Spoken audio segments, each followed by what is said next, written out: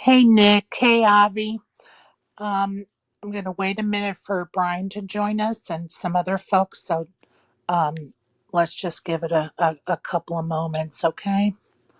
Rigby, I sent you an invite.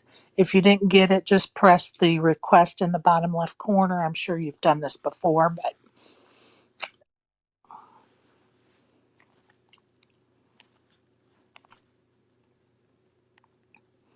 there's Brian. We'll just give it a few more minutes for a few more folks to join us.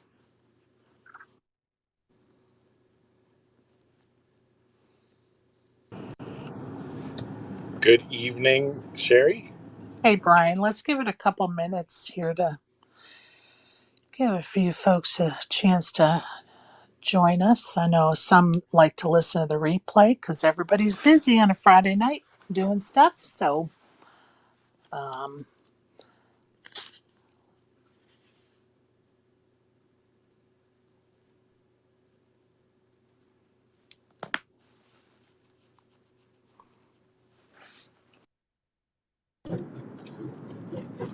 How's it going, guys?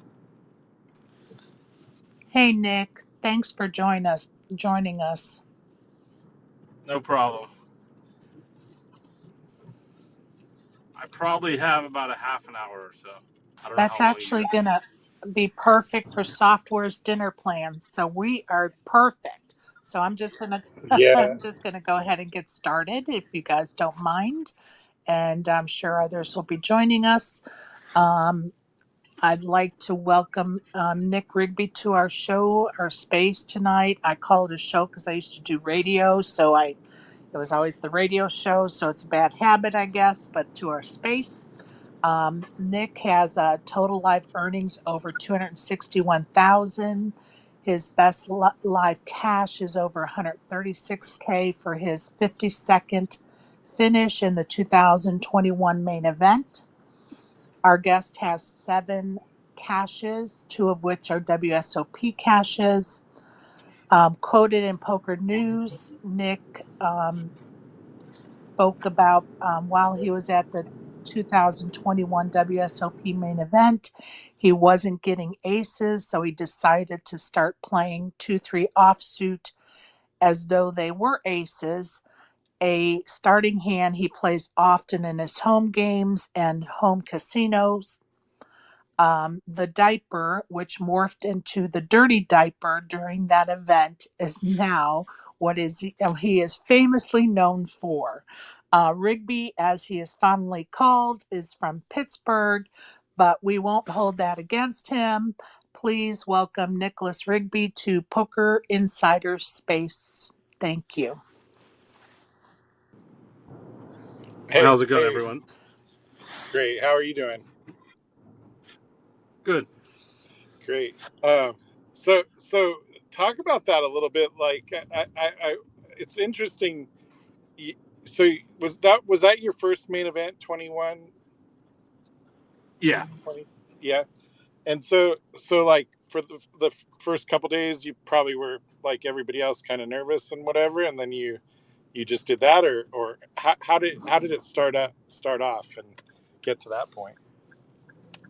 So the 2021 run, I had booked a trip out there. I had a few months off work.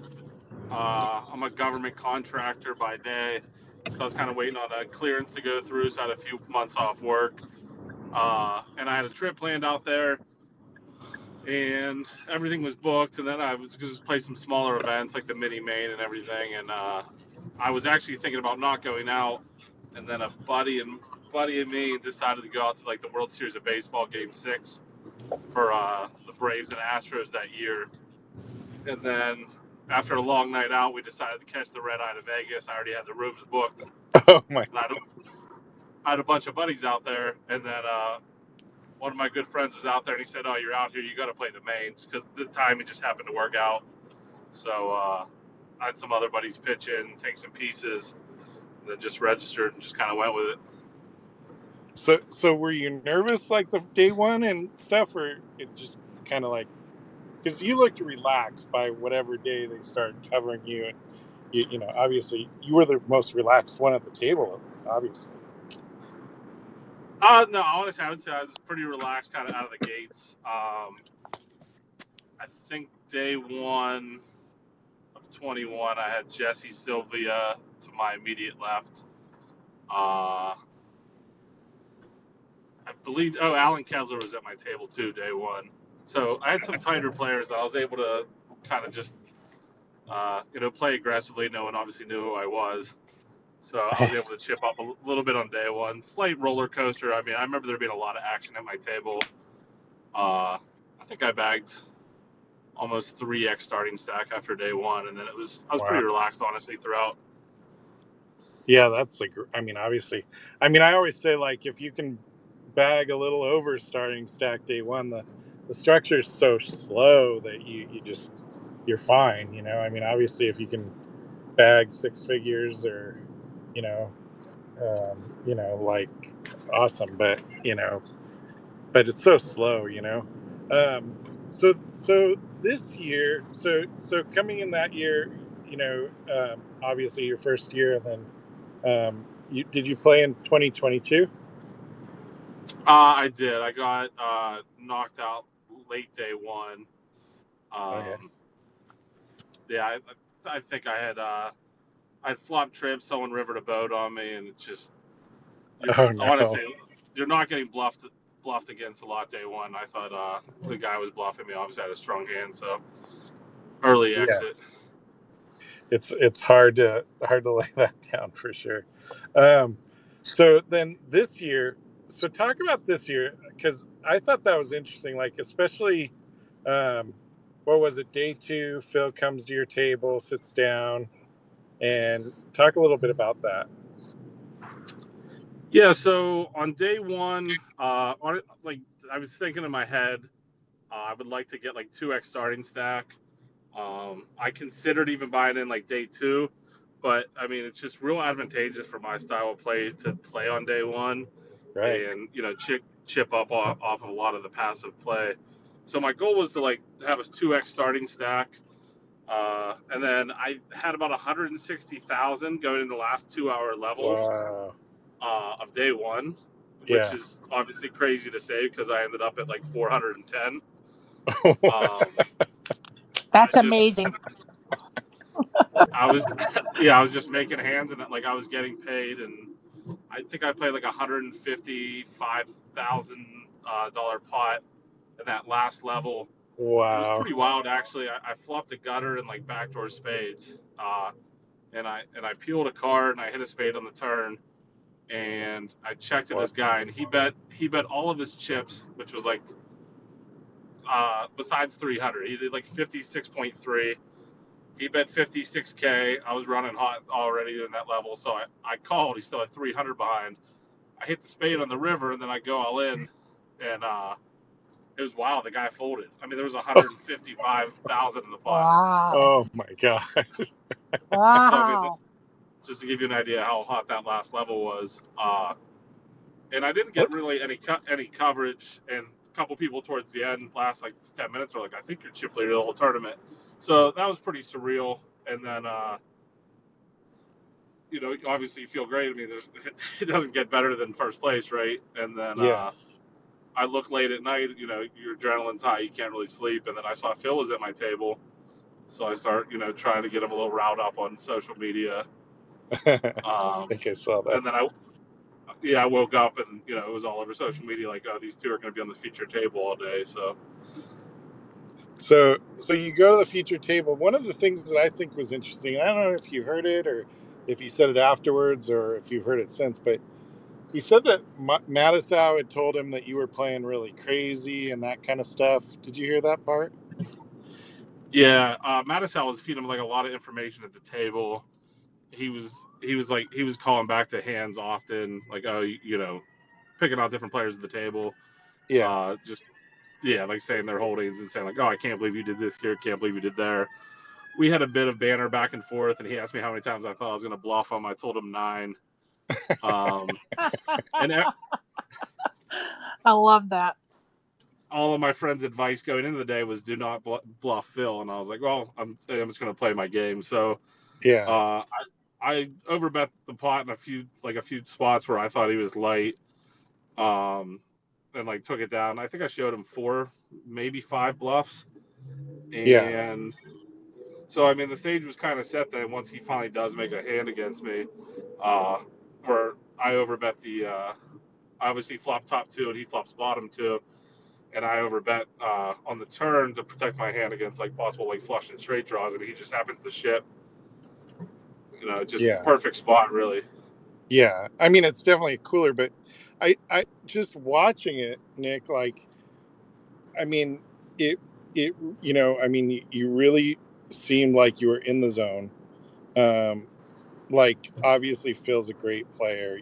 I'm not taking anything away from him, but like, and obviously that's a cooler. I'm not just talking about that hand, but the entire thing, like, you were just in a zone and just just like, here's what I said is it didn't really like I didn't really feel like you were getting out of line. Like Mike, and maybe you were, maybe you'll tell me I'm crazy, but like you would push it to a certain extent, but like the all in, like, I don't know, like, I mean, you weren't putting a ton of chips at risk. I don't know, maybe it's just because you had everybody so covered or something, but anyway. Yeah, I work well with like the big stack. I mean, obviously you're gonna take a lot more chances with any 2 cards, right? I mean, Yeah. but yeah, I would say day 2 of this year is probably, between both runs, that's the best day of poker overall I played. I just made, I looking back like at the footage, like I made a lot of like solid folds. Like I laid on ace king in the spot pre-flop. The guy had Yeah. aces. Couple big bluff spots got through for me. So just like overall, I didn't have many. Like looking back, I didn't think I had many errors in my play on day 2. I thought I was pretty locked in. Nick, I have a question for you from my friend Maureen in Switzerland. She wanted me to ask you, now that you've had time to reflect on this year's main event, would you change your aggressive strategy or approach once you took chances chips and became the chip leader? Would you tighten up or not? I don't know necessarily that I would change it. That was obviously a huge moment, and I think I propelled back in like top 10 chip stack at that time. Um, I let a few hands get to me, so I think I got out of the zone and like I was completely like not locked in as I was on day 2. We had like a new player come to the table. He had tens. He shipped, folded around. He shipped all in. I think on the hijack, and like I looked down ace queen in the big blind. Like I just accumulated all these chips. Next thing you know, like 700,000 right back out the door of like the 3.3 I just got, and so I was like a little bit on tilt. Um, I made some mistakes. I don't know necessarily that I'd say I'd play tighter, but probably just take a little bit more time making some decisions. Don't really have to flip in some of those spots there. So I want to ask you about Fair that enough. hand.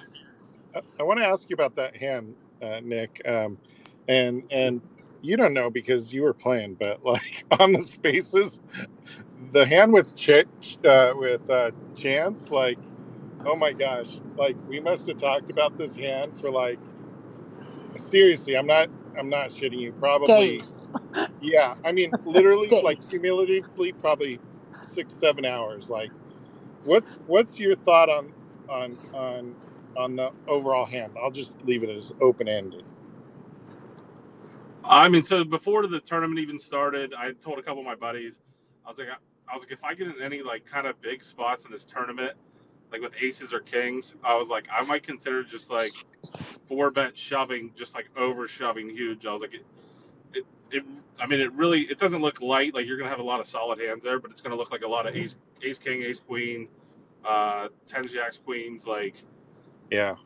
it just doesn't make sense because I mean, obviously the frequency that you get those hands is light, so you want to get as much value as you can in those spots. But even my buddy said, "You're like, yeah, you said you were going to do that." And between Chance and I, we had like a little bit of a like. I heard him say like he hasn't seen me play like that often, which obviously I agree. Like I have a very small sample size. I do have a lot of footage from like my 2 runs, but Yeah. uh, there's not much for him to look at. But like I met him last year, the year before, out when we were out one night in Vegas. Real nice guy. So we kind Absolutely. of like bantered back and forth. And then we actually played earlier in that day, and it wasn't on TV because my friend Franco that I played with from Pittsburgh, we were on the same table for the first 2 hours when the bubble was going on, and then we got moved off camera, and they put Chance at my table, and we played probably for 30 minutes together, and then the table broke. But we were kind of, we were battling back and forth a little bit. He was actually two to my right, and he made a comment about like, oh, I can steal your big blinds. There was a couple spots where he raised me, I'm folding. Then eventually, like I make my stand with like 7-2 off. I four bet him, and like I showed it to him and kind of like just threw it off his face. So we were like kind of going back and forth playing with each other. Um, so it did set like a little bit of precedence before that. And then, like I said, I'd already had in my mind that like if I have a spot where I can just shove. I mean, it seems crazy. I have 100 bigs in that spot, but Yeah. I think it's unlucky in his part, button versus big blind. But It really was. Were you shocked at how fast he called? yeah, like if I'm in his shoes against me, I'm definitely calling, but I'm definitely considering it, that Yeah. deep and on that big of a stage. But yeah, he snapped it. That's exactly what I said. I said I probably come to a call anyway, but like if I'm calling off for my main on what day was that? Day 5, I think. Something like that. Uh, It yeah, was deep. Yeah, it was deep. So, if I'm calling off for my main, oh my gosh. I just feel like in general, like that. I mean, Ace King is tough to lay down. Like a lot of people were saying, no brainer, and that kind of thing. I don't know, but like, I just think like that field is. Obviously it's getting better, but it's still pretty. A lot of soft spots left, right? Softer than yeah, usual. exactly. Yeah, exactly. I mean, and he set up two to my left, so he's gonna have position, and like he's got chips. He's in a great spot. He doesn't really need to risk it there. And like kind of how you mentioned before, like I'm playing any two, but that very uncharacteristic. Like I'm not shoving 2-3 there. Just throw it on the Yeah, table. Like Right? yeah, All right, that's exactly what I had thought. Anyway, go ahead, Chip. Brian, thank you. I brought ASG up. Do you have a question or comment for our guest? Yeah. So when day one rolled around and they were like, and I think I even said before, like they even started playing, that I thought it was unfair to have Helmut's table be the whole day to the other people that aren't Phil Helmuth, because we haven't seen those people play, and that like gives away a lot. So I wanted to know your thoughts on that, as well as like, did you have any choice on being the feature table for that many days in a row, and if you think that hurt you? um, I'd say it definitely didn't help. I mean, it definitely I'd say hurts me tournament wise and like competitive wise within the tournament.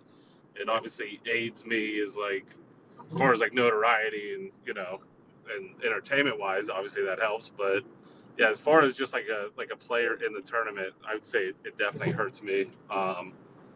You get shortened breaks. I mean, you're constantly kind of moving. Like if you go up the feature table, you come off, you got to rack your chips, move. Um, you're obviously in the limelight the whole time. Everyone can see your pocket cards. So I mean, it's very difficult. Like if you're playing, you obviously you're playing 12 hours a day. You don't have that much time, but like you could possibly sit there and like pick up live reads, looking like what I do and what position. So I definitely say it hurts me overall. I mean, I kind of like relish in it. I enjoy it, but like at the same time, looking at it like in outside looking in, I'd say it hurt me for sure. Did they ask you at all about like being on the feature table that many days in a row, or is it just like you had to? No, you have to. Yeah, you just have to if they want to put your table up there. Yeah, they just draw they pick what table they're going to do, and you're stuck either way. So you can't really change that. And you can't get masseuses on the feature table either. What? No masseuses? Yeah, I saw you take that break in the crowd. That was great. Yeah, they told me I couldn't have any masseuses. It's it's bad for TV. They said so. Now that you say that, I've never seen one at the final table or at a featured table. I just never thought about that before. Interesting. So I told him, I said, I understand. I said, but at the same time, I've been up on the main stage the whole time. I said, so I'm kind of not afforded the same privileges as everyone else. They said, yeah, sorry. I said, all right, well, I guess I'll just go over and sit out in orbit and get a massage with my buddies for a few minutes to kind of unwind. That's funny. I mean, All right. I would say, Nick, like the whole thing too is, for people that are coming and going to play the main event, like to find a way to, do what you did and have fun. I mean, geez, you're there, might be a once in a lifetime experience. Like you made the most out of it, even both years, obviously, but like, you know, it's so many people go and they get all wound up and they don't even look like they're having fun. It's like you gotta have Yeah, I fun. mean, at the end of the day, I mean, it's still a game. I mean, I don't do it for a living, so like, that takes a lot of stress out of it too. A lot of the guys that they're doing it to put like food on the table, that obviously makes it a lot more nerve wracking. But I mean, at the end of the day, you just try to make the right decisions, and it just is what it is. Yeah. What would your favorite poker room be? Favorite poker room? Um,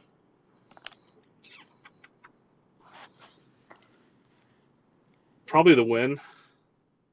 We hear that a lot. They do a great job there for sure. Well, you know what I they brought have. up You know what they have, oh go Sherry. There.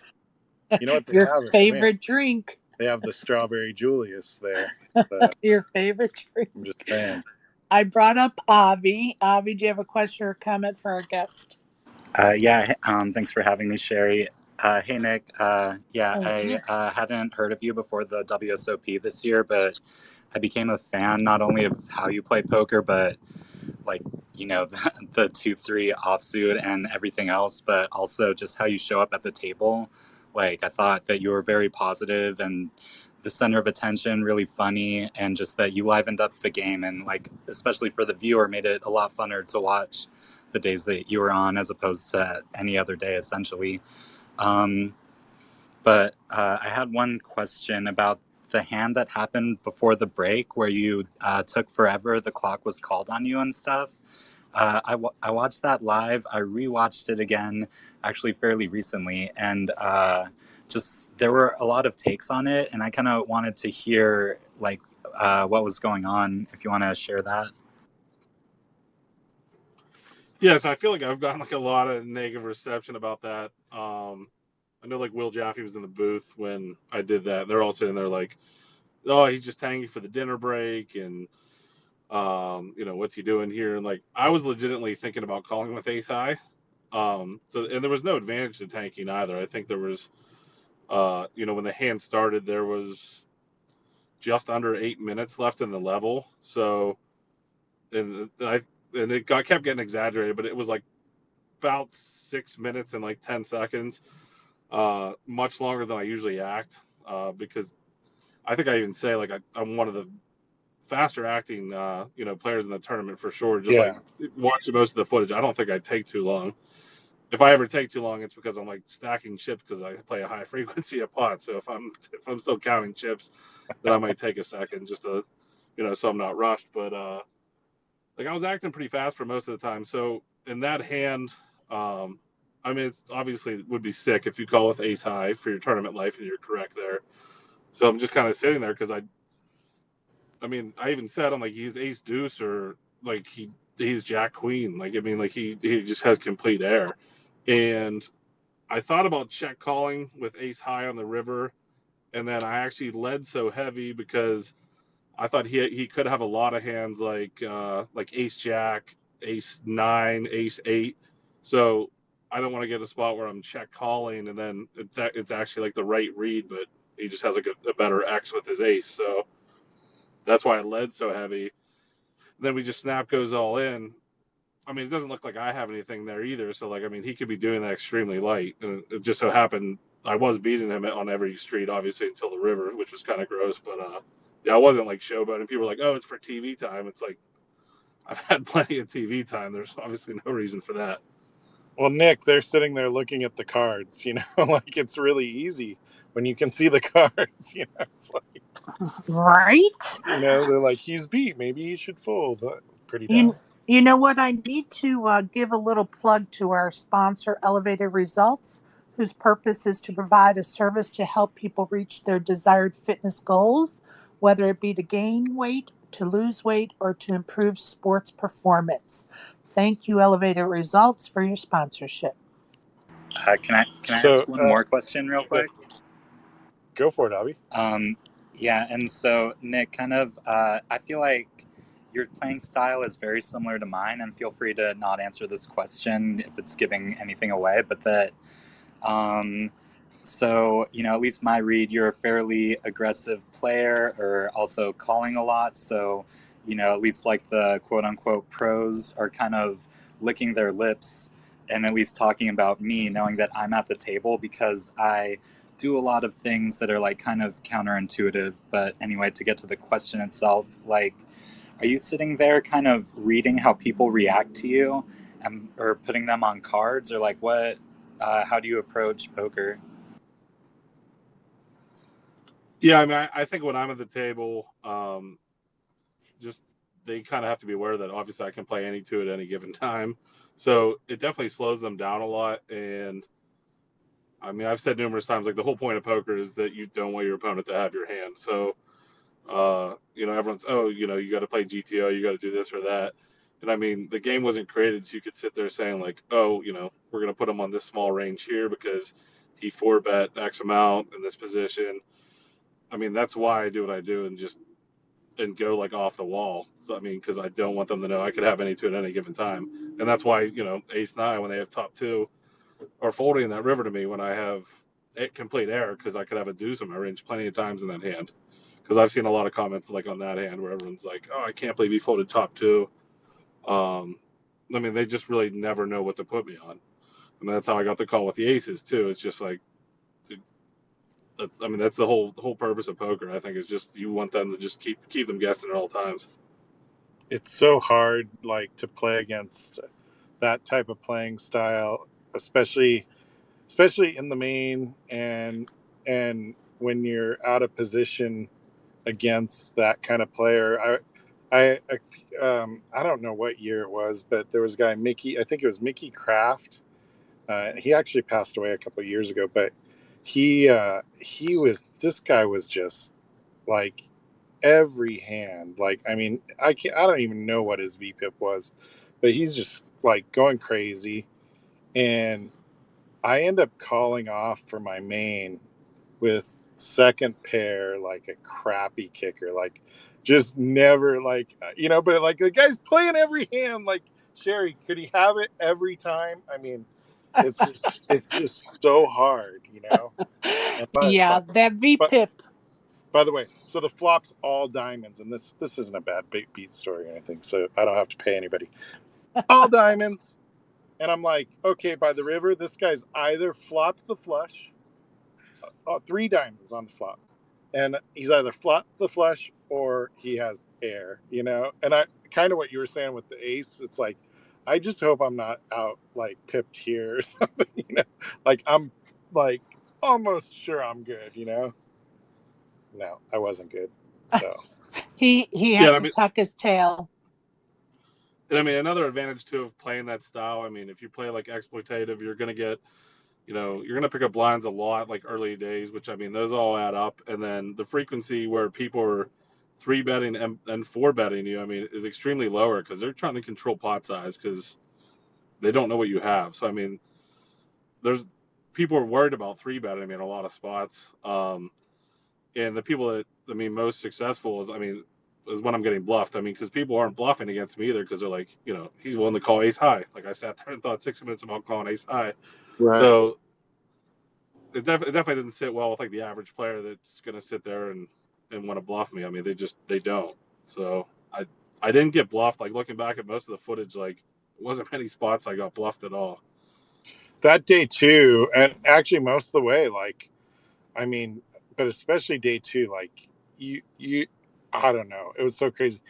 By the end of the tournament, like, you know, and you were off by then, and my daughter, she had been watching with me, and so like Sherry knows, we all picked somebody. Abby Yep. picked Nick Rigby. She was like so crushed when I told her that you were out. She was like, man. So She was we disappointed. I want to just pivot for a second, if we could, guys. Um, Rigby, do you have a favorite Doyle story? Had you played with him or been in his presence at a table, or anything you'd like to say, since, we lost a great one? No, I never got the privilege of playing with him. I was obviously a fan from when I was younger, and watching him on ESPN, and the early 2000s of the World Series. I caught him on a lot of Poker After Dark on TV as well. But Those are no, some like, favorite episodes. yeah, some of those are great. I can't think of any specific hands or anything to call out, but I mean, he's just entertaining all around. Of course. I Very likable character. I just like to ask that question of our guests because it's just, if anybody's had the privilege of playing with him, it's just nice to hear a story in his honor, right? And I brought Todd Rizzo up. Todd, you have a question, bud, my fellow wrestling fan? Hey, what's up, Nick? Just a How's it going? just a quick question, bud. That you had there was, at one point after you had a couple huge hands where you gained so many chips in it, you would just look like you were cruising for a minute, and then on a dime it turned. I mean, do you regret the way you played in that moment because you went from super chip, super like chip lead to out and like a quick time, man. I mean, I was disappointed to see that, but I'm not trying to slight you or anything by asking you that. But do you regret that style of play that you normally do, or you just kind of chalk it up to that's the way it goes? Or No, I think it's a very like live by the sword, die by the sword type of play style. I mean, I'm first in chips after day one. I was interested because I was having a conversation with someone the other day. I want to go back and look at like the top 10, 15 stacks because I know there's some other names that were like in the top five and they didn't cash at all. So I mean, it's very hard to go wire to wire in the tournament. Like you're not going to sit top five in chips. Like you're going to hit your bad runs. So I dipped a little bit. Obviously, I'm going to have more of a roller coaster and just kind of like an up and down line graph of the chip stack. But like I said earlier, like when I played against Chance in that big hand, I shot back up. I had just under 7 million, and then it was just kind of like cooler after cooler.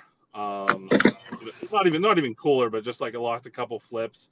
Bill Klein shoved like a spot where I should never even be able to fold with bottom pair. That hand was pretty sick. I'd say one of the bigger turning points was probably when I got in a couple hands with Toby Lewis. I folded one of his four bets, and then I jack eight of spades, and I decided to peel a flop, and I flopped a spade draw with a gutter, and I ended up turning a jack on the yeah. turn. So I have like half the deck. I mean, if I win that hand, the rest of the tournament's like a whole different story. I have probably like 10 million chips at that point. I mean, Yeah. in my eyes, that was like one of the big turning points because then I don't have the obviously the large stack that I been accustomed to playing for the tournament. So yeah, a deep run nonetheless, man. Just awesome to see. You know. thanks. Well, I want to be cognizant of your time. Did you? Are you still okay? Or Yeah, I have a couple minutes left if anyone okay? has anything else. Perfect.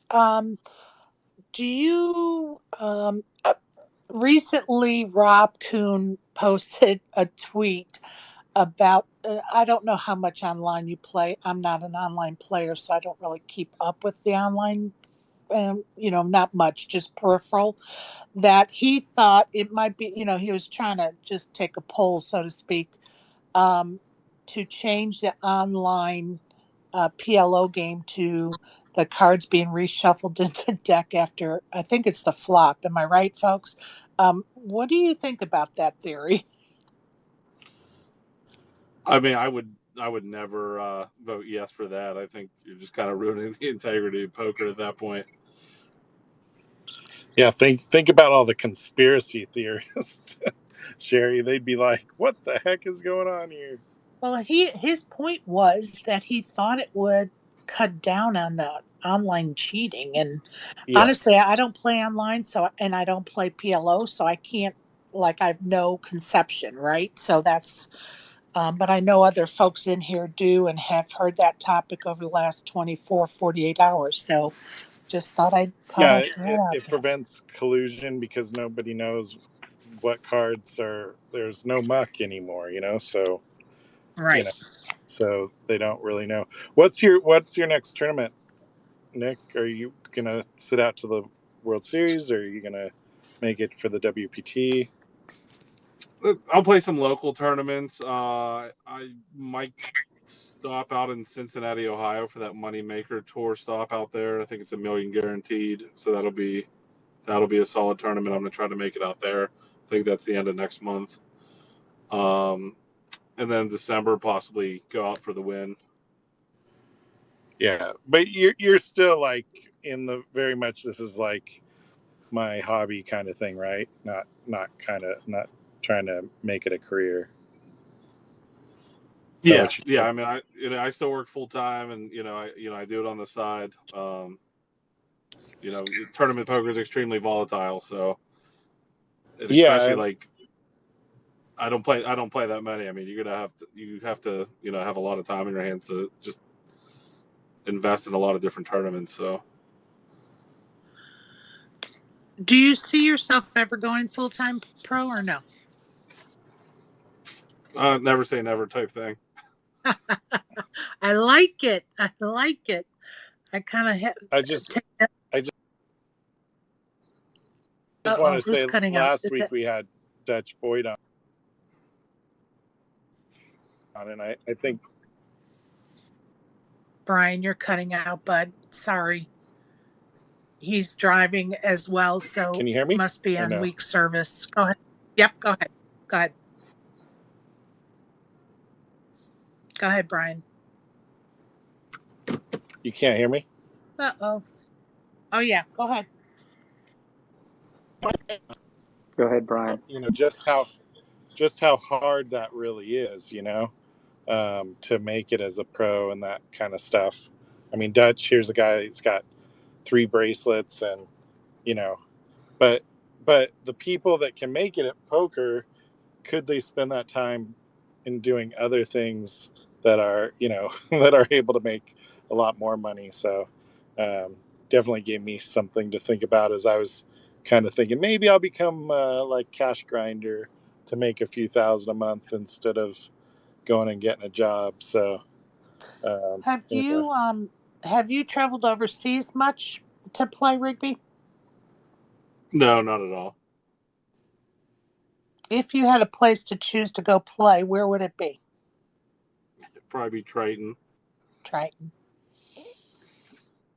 Good reasons to have that as your pick. I'm gonna pull up Donna.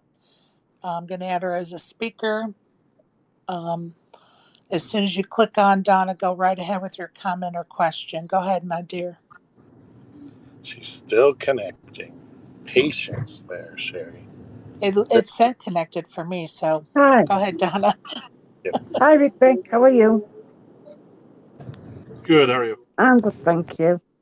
I don't know whether this question's been asked or not, but have you had any poker beefs in your career? And what poker beefs was there? Any poker beefs? Yep, Beefs, right? yep.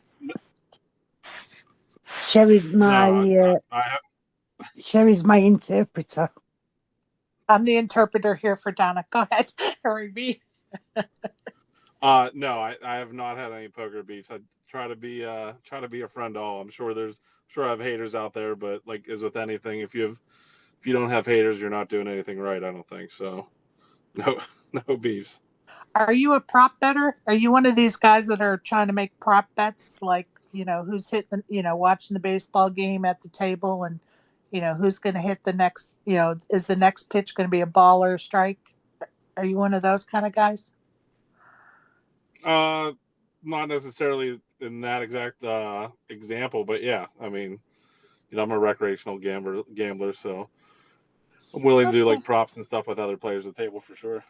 So, what is the most interesting or fun prop bet, if I may be so nosy, that you've made? Mm, And I say that I because can't think. we have had several in the poker world that's been kind of fun to follow currently. Bill Perkins' challenge of Sean Deeb to lose weight. So, just kind of fun to hear about them. Yeah, I mean, I've done like weight loss prop bets in the past, so done those. Nothing that like sticks out that's crazy though off the top of my Okay, head. cool. Donna, go ahead, love. Yeah, this is from Nomadic AP. He said to ask Rigby if he dabbles in sports or advantage play. Oh yeah, I dabble in sports for sure. I enjoy like blackjack and craps. Ooh, craps. I love me some craps now. I thought I had the crap system figured out, Sherry, where you basically well, anyway, it was mathematically correct, but guess what, Sherry? They wouldn't let you do it. So yeah, Brian's trying to come up with his own game plan at the yeah. craps table. Todd Rizzo, what do you got for us, bud? Yeah, I got Nomadic in my DMs. He wanted me to ask you, Rigby, boxers or briefs? Who's stealing my Oh questions? no. Who's stealing my questions, Nomadic?